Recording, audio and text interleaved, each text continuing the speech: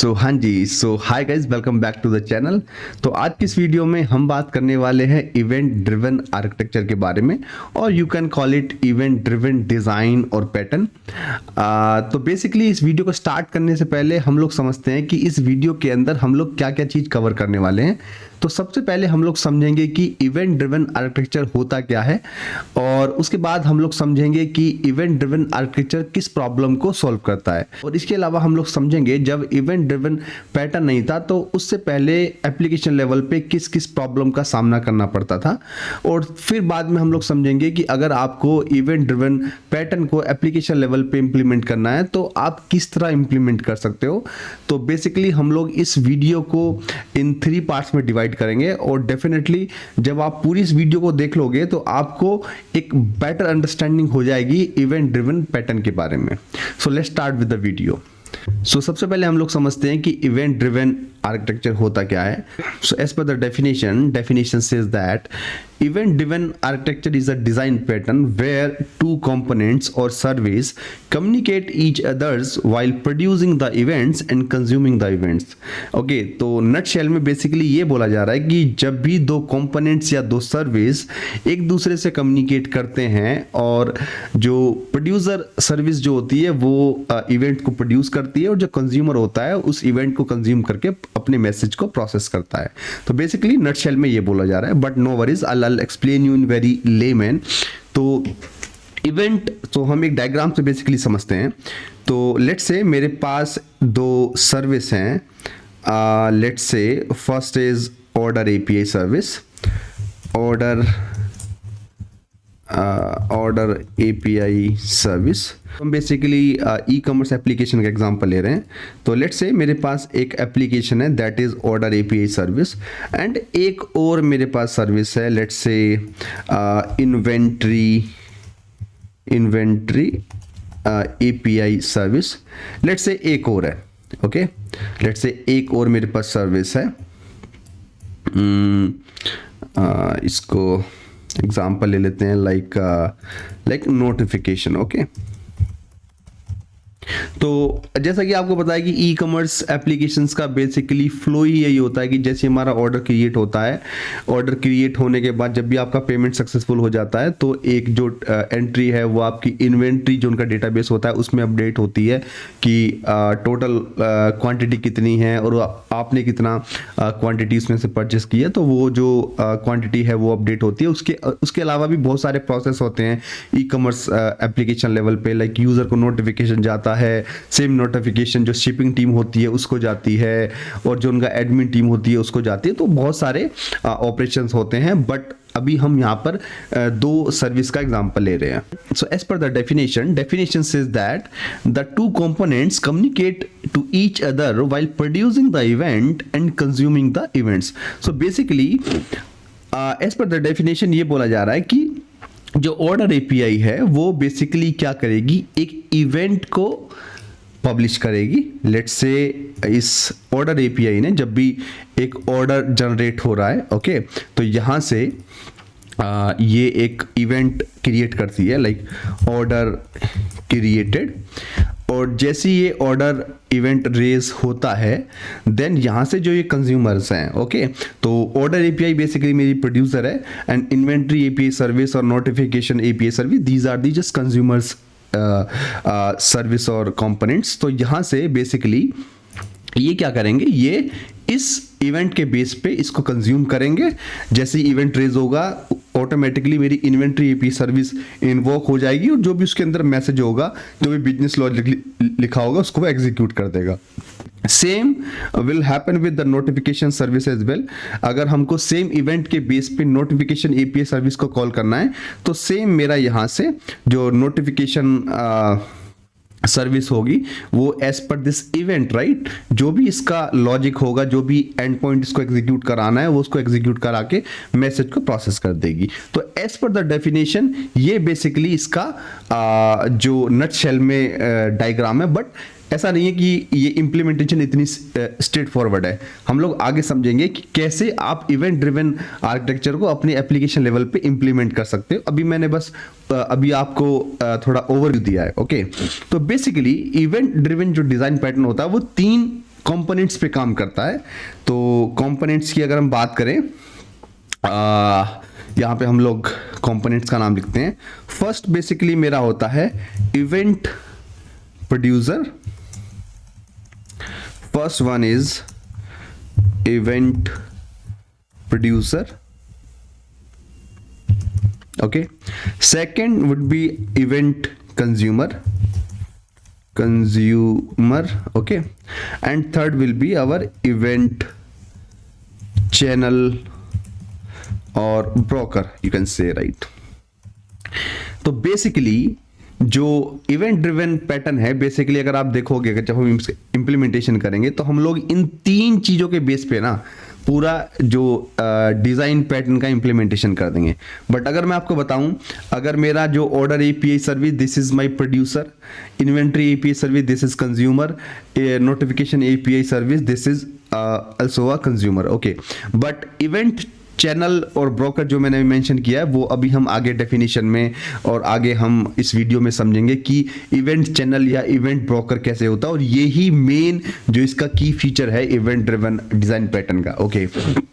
तो ये basically nutshell में इवेंट ड्रिवन डिजाइन पैटर्न है।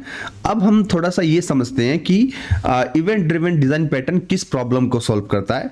उसको समझने से पहले हमको ये समझना पड़ेगा कि ट्रेडिशनल वे में जब इवेंट ड्रिवन डिजाइन पैटर्न नहीं था तो दो एप्लीकेशन या कम्युनिकेशन या दो एप्लीकेशन या दो कंपोनेंट सर्विस के बीच में कम्युनिकेशन कैसे होता था, ओके।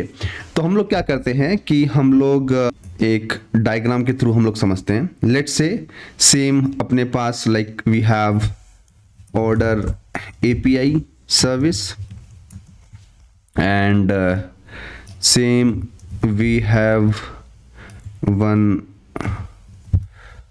सेम लाइक जो भी हमने सेम लिया था, लाइक यहाँ पर हम दे देते हैं it is inventory API service and this is a notification, right. Same scenario, but यहाँ पर हम लोग समझ रहे हैं कि जब इवेंट ड्रिवन के बिना जो कम्युनिकेशन है ये कैसे होता था, और जब कम्युनिकेशन होता भी था तो क्या चैलेंजेस आ रहे थे, क्या प्रॉब्लम आ रही थी, जो इवेंट ड्रिवन डिजाइन पैटर्न ने ओवरकम किया, उन प्रॉब्लम्स को रिजॉल्व किया, ओके। तो अगर आप देखोगे तो ये बेसिकली जो कम्युनिकेशन होगा ये कैसे होगा। Let's say order API service मेरा एक स्टैंड अलोन सर्विस है, एक प्रोजेक्ट है। इन्वेंट्री एपीआई सर्विस मेरी एक स्टैंड अलोन लेट्स से एक मेरा प्रोजेक्ट है या एक मेरी सर्विस है। तो यहाँ से बेसिकली हम लोग क्या करेंगे, हम लोग फ्रॉम ऑर्डर एपीआई सर्विस से हम लोग एक HTTP कॉल मारेंगे। Like call would be like HTTPS then this inventory/API जो भी इसका एंड पॉइंट है, सेम हमारा होगा for this notification, okay. Notification तो बेसिकली क्या हो रहा है कि जब भी मेरा ऑर्डर क्रिएट हो रहा है, ओके, ऑर्डर क्रिएट होने के बाद मैं बेसिकली क्या कर रहा हूं, उसके रिस्पॉन्स के बेस पे यहां से inventory API notification API service को कॉल कर रहा हूं, ओके।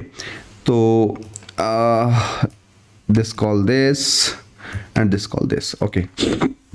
तो बेसिकली इसमें कोई प्रॉब्लम नहीं थी। जब भी हमारा ऑर्डर क्रिएट होगा तो एज पर माई राउटिंग वो क्या करेगा, इन्वेंट्री एपीआई सर्विस को कॉल कर देगा और नोटिफिकेशन एपीआई सर्विस को कॉल कर देगा। लेकिन इसमें भी कुछ चैलेंजेस आ रहे थे।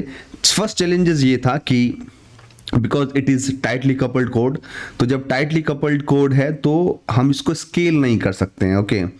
Scalability is not easy, okay. First ये प्रॉब्लम होगी। सेकेंड हो गई कि अगर मेरा जो अगर कोई भी मेरी सर्विस डाउन है, लेट्स से मेरा ऑर्डर क्रिएट हुआ और मेरी जो इन्वेंट्री एपीआई सर्विस वो मेरी डाउन है किसी भी रीजन से, राइट। तो जो मेरा मैसेज है, यानी कि मैं क्या करना चाहता हूं, मैं करना चाहता हूं कि जब भी मेरा ऑर्डर क्रिएट हो और एक एंट्री जो है मेरी डेटाबेस में अपडेट हो जाए, तो जैसी वो इन्वेंट्री एपीआई को कॉल करेगा because inventory API is down, right. तो जो मेरा मैसेज है वो मेरा लॉस हो जाएगा और वहां पर डेटाबेस में वो इन्फॉर्मेशन अपडेट नहीं होगी। लेट्स से नोटिफिकेशन सर्विस का एग्जांपल ले लेते हैं कि अगर मेरे को जैसे मेरा ऑर्डर क्रिएट होता है, मैं यूजर को नोटिफिकेशन भेजना चाहता हूं, राइट। और वो नोटिफिकेशन भेजने का जो लॉजिक है वो नोटिफिकेशन एपीआई सर्विस के अंदर लिखा हुआ है।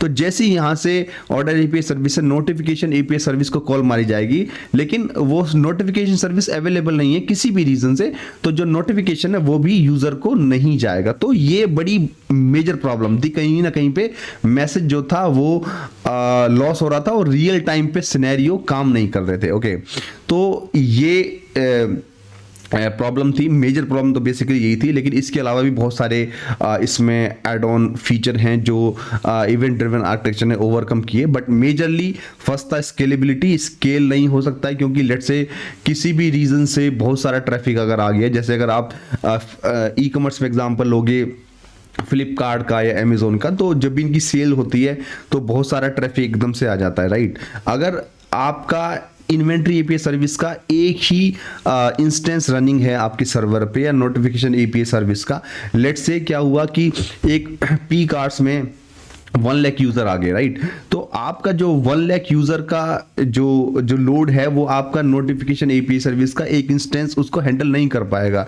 उसके लिए हमको क्या करना पड़ेगा, लोड बैलेंसिंग लगानी पड़ेगी या ऐसा कुछ करना पड़ेगा कि जिससे कि ऑटोमेटिकली जो इंस्टेंस मैनेजमेंट है, जो स्केलेबिलिटी है उसकी मैनेज हो जाए। तो यहाँ पर पॉसिबल था ही नहीं, क्योंकि इस चीज को ओवरकम करने के लिए जो इवेंट ड्रिवन जो आर्किटेक्चर था वो पिक्चर में आया। ओके, तो यहाँ से हमको समझ में आया कि जब हमारा इवेंट ड्रिवन पैटर्न नहीं था एप्लीकेशन लेवल पे, तो किस किस तरह की प्रॉब्लम आ रही थी और इवेंट ड्रिवन आर्किटेक्चर किस प्रॉब्लम को सॉल्व कर रहा है। तो अभी तक हमने समझा कि इवेंट ड्रिवन डिजाइन पैटर्न क्या होता है और हमने समझा कि इवेंट ड्रिवन डिजाइन पैटर्न के थ्रू किस प्रॉब्लम को सॉल्व किया जा रहा है, और हमने ये भी समझा कि जब एप्लीकेशन लेवल पे इवेंट ड्रिवन डिजाइन पैटर्न नहीं होता था तो किस किस प्रॉब्लम को फेस करना पड़ता था एप्लीकेशन लेवल पे। ओके, अब हम समझते हैं कि अगर आपको किसी भी एप्लीकेशन लेवल पे या किसी भी प्रोजेक्ट लेवल पे अगर आपको event driven design pattern implement करना है तो आप कैसे कर सकते हो, क्या चीज आपको यूज करनी पड़ेगी।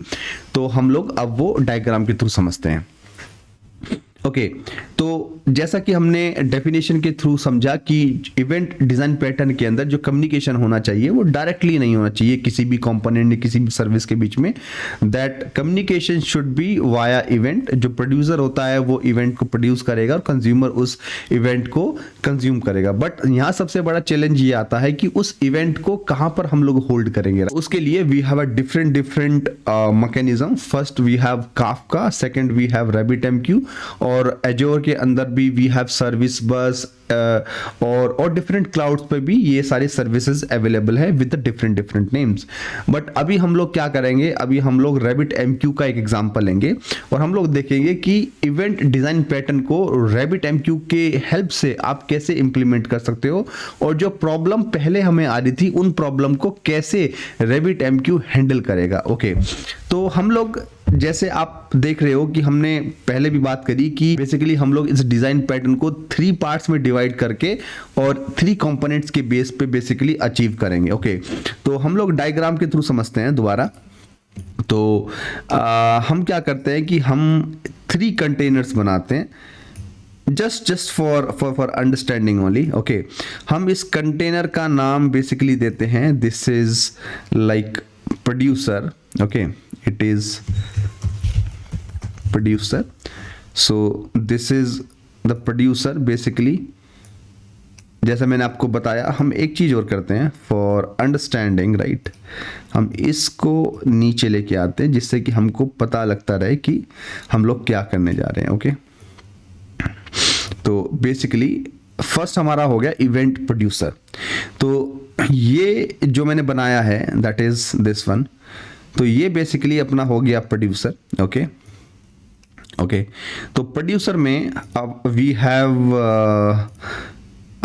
लाइक एक सेम एग्जांपल ले लेते हैं।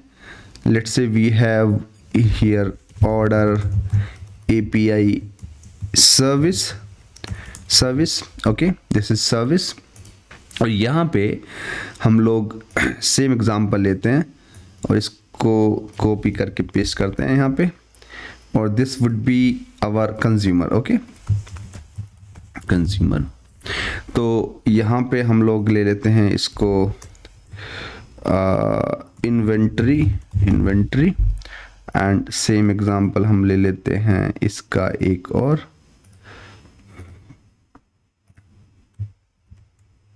It is notification, right, notification. तो हमारा जो फर्स्ट पॉइंट था that is event producer, that is fine, event consumer that is also fine. अब हमारा इवेंट चैनल और इवेंट ब्रोकर जो हम बोलना चाह रहे हैं, तो हम क्या करते हैं यहाँ पे, हम एक चैनल बनाते हैं, हम एक चैनल बनाते हैं यहाँ पर, this would be our rabbit MQ। So हम इसको देते हैं नाम रैबिट MQ। तो basically this is our event channel और इवेंट ब्रोकर। तो यहाँ पर क्या होगा कि बेसिकली रैबिट MQ के बारे में आपको बता देता हूँ कि रैबिट MQ के अंदर बेसिकली क्या होता है कि चैनल्स बनाए जाते हैं और चैनल्स के अंदर क्यूज बनाए जाते हैं, ओके।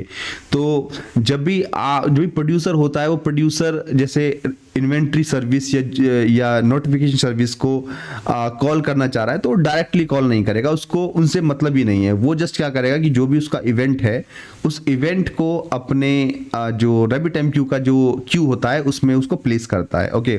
जैसे ही वो उसको प्लेस करता है और कंज्यूमर उस क्यू को लिसन करते रहते हैं, तो जैसे ही कोई ना कोई मैसेज उसमें आता है, ऑटोमेटिकली कंज्यूमर वहां से पिक करते हैं और उस मैसेज को प्रोसेस कर देते हैं।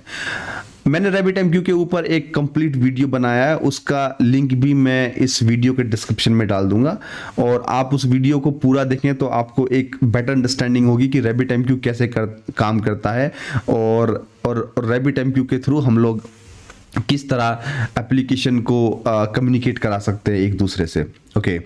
तो बेसिकली तो यहाँ पर क्या होगा कि यहाँ पर अपने पास होगा चैनल्स, तो हम लोग चैनल्स बनाते हैं यहाँ पे, like this is channels, okay. और चैनल्स के अंदर we have like queues, okay. So ये अपने पास क्यूज हो गए, कुछ ड्राइंग मेरी थोड़ी ख़राब है। ऑर्डर API कोई भी इवेंट को पब्लिश करेगा तो डायरेक्टली रैबिट MQ के अंदर उसको पब्लिश करेगा। तो बेसिकली ऑर्डर API सर्विस को किस क्यू में वो उसको मैसेज को पब्लिश करेगा, क्या चैनल नेम होगा, तो वो सारी इंफॉर्मेशन हमको देनी पड़ती है रैबिट MQ पे। रैबिट MQ में जाके हमको चैनल्स और क्यूज डिफाइन करने पड़ते हैं। तो let's say order API service और नोटिफिकेशन सर्विस के लिए हम लोग क्या कर सकते हैं, 2 क्यू बना सकते हैं। तो लेट्स से मैं एक क्यू बना देता हूं यहाँ पे। फर्स्ट क्यू जो है that is for inventory order created, okay. एक क्यू बनाते हैं just common one, order created Q, created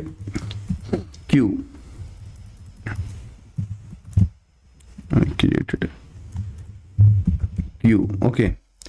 तो यहां से बेसिकली तो ये एक ऑर्डर क्रिएटेड क्यू हो गया, और लेट से हमने एक चैनल का नाम दे दिया, चैनल नेम हमने दे दिया, इस चैनल के ऊपर बना दिया हमने ये, इट्स ऑर्डर, ओके। तो एक ऑर्डर का हमारा एक चैनल हो गया, उस ऑर्डर के अंदर हम लोग एक क्यू बना दिया। तो एक चैनल के अंदर आप मल्टीपल क्यूब बना सकते हो। तो channel is it's kind of grouping the Q. तो जब भी आप ऑर्डर API सर्विस के अंदर से जब भी ऑर्डर क्रिएट होगा, तो वहां से आपको एक इवेंट पब्लिश करना पड़ेगा किसी क्यू के अंदर। तो यहां पे आपको बताना पड़ेगा कि ऑर्डर API सर्विस के अंदर कि आप इस चैनल के अंदर, इस क्यू के अंदर मैसेज को पब्लिश करना चाह रहे हो, ओके। तो जैसे ही आप यहां से इस मैसेज को पब्लिश करोगे इस क्यू के अंदर, ऑटोमेटिकली क्या होता है कि जो आपके कंज्यूमर्स एप्लीकेशंस होती हैं, यानी कि इन्वेंट्री API हो गई और आपकी नोटिफिकेशन API होगी, ये इस क्यू को लिसन करते रहते हैं, ओके। जैसे ही इसमें कोई मैसेज प्लेस होगा, ऑटोमेटिकली इन्वेंट्री API जो है उसको कंज्यूम करेगी, अपने मैसेज को प्रोसेस कर देगी as per the business logic, right. Notification उसको कंज्यूम करेगी, then as per the business logic उसको प्रोसेस कर देगी। तो नोटिफिकेशन में क्या होगा, जैसे उसको इवेंट प्लेस होगा वो तुरंत जो है मैसेज यूजर्स को सेंड कर देगी, इन्वेंट्री डेटाबेस में अपडेट कर देगी। इस तरह फ्लो होता है। अब यहाँ पर एडवांटेज क्या है, देखो एडवांटेज सबसे बड़ा ये है कि अगर आपको पता होगा कि जब ये टाइटली कपल्ड कोड था, ओके, तो हो क्या रहा था कि जैसे अगर लेट्स से मेरी इन्वेंट्री ईपीएस सर्विस डाउन थी तो मेरा जो मैसेज था वो मेरा लॉस हो गया था, राइट। या नोटिफिकेशन ईपीएस सर्विस मेरी डाउन है तो मैसेज लॉस हो गया था, यूजर्स को नोटिफिकेशन नहीं जा रहे हैं। इसकी सबसे बड़ी रिलायबिलिटी क्या है मैसेजिंग क्यू की, अगर लेट्स से मेरी इन्वेंट्री एपीआई सर्विस डाउन है, लेट्स से किसी भी रीजन से डाउन है, तो ऑर्डर एपीआई सर्विस क्या कर रही है, ऑर्डर एपीआई सर्विस को मतलब नहीं है कि इन्वेंट्री सर्विस आपकी डाउन है या उसके साथ क्या प्रॉब्लम है, राइट। ऑर्डर एपीआई सर्विस का काम है जस्ट अपने मैसेज को, जो भी उसका इवेंट मैसेज है, उस क्यू में प्लेस करना, राइट। जब तक वो जो इन्वेंट्री जो उसका कंज्यूमर है अप एंड रनिंग नहीं है, वो मैसेज आपके RabbitMQ क्यू के मेमोरी में रहता है, राइट। जैसी वो आपकी सर्विस जैसी अप एंड रनिंग होगी तो ऑटोमेटिकली कंज्यूमर जो है उस मैसेज को पिक करेगा, प्रोसेस कर देगा। तो यहाँ पे जो मैसेज फेल होने के चांसेस थे वो बिल्कुल 99.9% खत्म हो जाते हैं, ओके। किसी भी रीजन से आपकी चाहे एप्लीकेशंस डाउन हो या कुछ भी प्रॉब्लम हो, जो आपका प्रोड्यूसर है वो बस मैसेज को प्लेस करेगा और कंज्यूमर जैसी अवेलेबल होगा वो उसको पिक करेगा और मैसेज को जो है प्लेस कर देगा। आपने कभी कभी देखा भी होगा ये रियल टाइम पे कि जैसे ही आप ऑर्डर को प्लेस करते हो, आपका ऑर्डर तो जनरेट हो जाता है सक्सेसफुली, लेकिन नोटिफिकेशन आपको कुछ टाइम बाद आता है।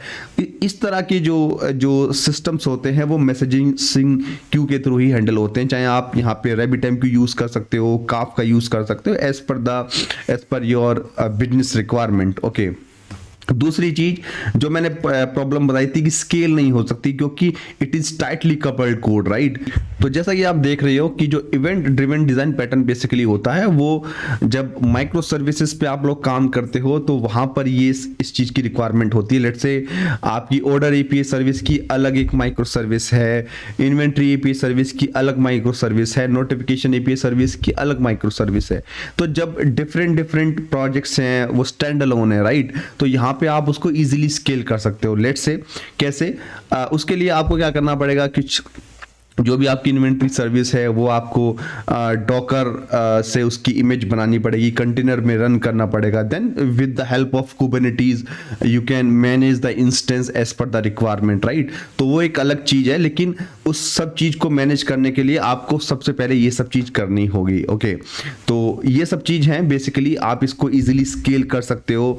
जब आप एज पर द कुबरनेटीज इसको मैनेज करोगे तो ऑटोमेटिकली आपको as per the user load जो आपके इंस्टेंस है, let's say inventory API service का भी एक इंस्टेंस रन हो रहा है, जैसी लेट्स से आप एक लिमिट जैसे आपके 1000 यूजर अगर आपके एक्टिव हैं या मैसेज के लोड ज्यादा आ रहे हैं, इवेंट्स ज्यादा आ रहे हैं, तो so as per the milestone आप क्या है कि उसके इंस्टेंस को ऑटोमेटिकली मैनेज कर सकते हो, राइट। तो बेसिकली ये सब चीज स्केलेबिलिटी में बड़ी हेल्प करती है। और दूसरा जैसे मैंने आपको बताया कि मैसेज लॉस नहीं हो पाता है, so and it is like decoupled, क्योंकि इसमें आप कुछ भी टाइटली कपल्ड नहीं है। प्रोड्यूसर अपना RabbitMQ में मैसेज को पब्लिश कर रहा है, कंज्यूमर वहां से पिक कर रहे हैं, तो कोई भी इसमें टाइटली कपल्ड वाली अप्रोच है नहीं। It is completely decoupled code, decoupled architecture, right, with the help of the event driven pattern. I hope आपको ये वीडियो काफ़ी इन्फॉर्मेटिव लगा होगा। अगर ये वीडियो आपको इन्फॉर्मेटिव लगा हो तो hit the like button and click on the subscribe button, and thanks for watching this video.